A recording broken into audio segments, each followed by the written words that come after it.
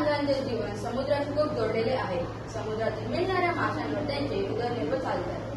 पावसाळ्यात मात्र समुद्र खवळलेला असतो, त्यामुळे मासेमारी करणे धोकादायक असते.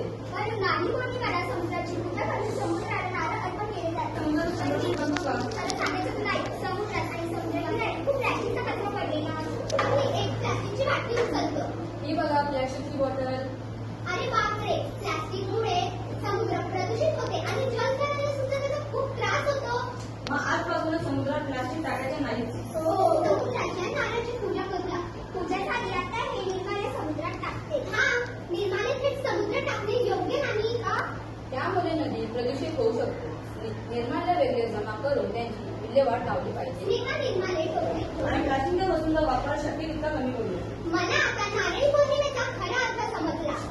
हा फक्त सण नाही तर ही आपली संस्कृती. मी समुद्रात प्लास्टिक टाकणार नाही. मी निर्माल्य समुद्रात टाकणार नाही. जलचरांचे संरक्षण करूया आणि समुद्र किनारा स्वच्छ ठेवूया. माझ्यासोबत सर्वांनी बोला. परंपरा जपूया. परंपरा जपूया. समुद्र वाचूया. समुद्र वाचूया. आपली शांती इथे माहीत नाही आज नारळी पौर्णिमा आहे. नारळी पौर्णिमा ही जास्त नारळ खायचा दिवस का? हो, मला पण तेच वाटतं. नारळाची चटणी, नारळाची वडी, मस्त दिवस. अगं सांग, नारळी पौर्णिमा हा फक्त नारळ खायचा दिवस नाही तर या सणामध्ये खूप मोठा महत्त्व आहे. खरंच? मग सांग ना. नारळी पौर्णिमा विशेषतः खोली आणि समुद्राशी संबंधित सणांसाठी खूप महत्त्वाचा सण आहे. पावसाळ्याच्या काळात समुद्र खवळलेला असतो. हे बघा, समुद्राची पूजा करून त्याला नारळ अर्पण करतात. म्हणजे समुद्राला नारळ तर म्हणायचं, बाबा समुद्रदेव आम्हाला सुरक्षित ठेव आणि मासेमारीला जाताना आम्हाला सुखरूप परत येते अशी प्रार्थना केली जाते. पण तुम्हाला काय त्रास होते? मी कुठे पण वेगळा समुद्र फक्त आपल्याला समुद्रात अनेक प्रकारचे मासे आणि समुद्री जीव असतात. आपण कचरा आणि प्लास्टिक टाकल्यामुळे त्याला इजा होऊ शकते. आणि आपण समुद्रात बोलतो, खेळतो आणि आंघोळी करतो. म्हणून समुद्र स्वच्छ राहणे आपल्या आरोग्यासाठी खूप महत्त्वाचे आहे. बरोबर, आपण समुद्राच्या देवाला त्याची पूजा करतो. पण नारळच का अर्पण केलं जातं? हिंदू संस्कृतीमध्ये नारळाला मानलं जातं. नारळ अर्पण करणे म्हणजे देवाप्रती श्रद्धा आणि कृतज्ञता व्यक्त करणे. आणि नारळाला श्रीफळ असणे म्हणजे माझ्या सर्वांची पाठवण होती.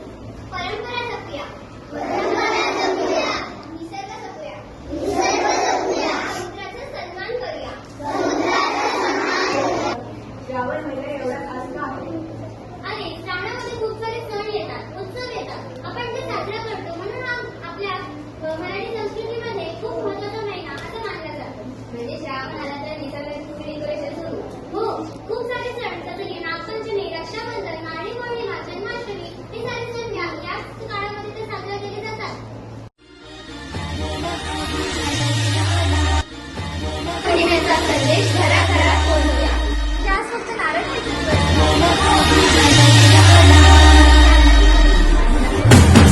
सण वैसा सागरी कोल्यांचा आलं उधान दर्या सागराला गो सजलाय गो सारा कोलीवारा कसा जमलाय गो आज किनाऱ्याला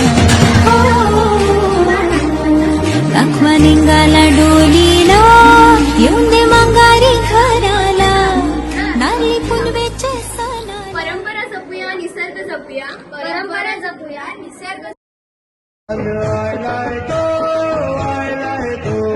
नारळी पुनवेचा मनी आनंद आलाय तो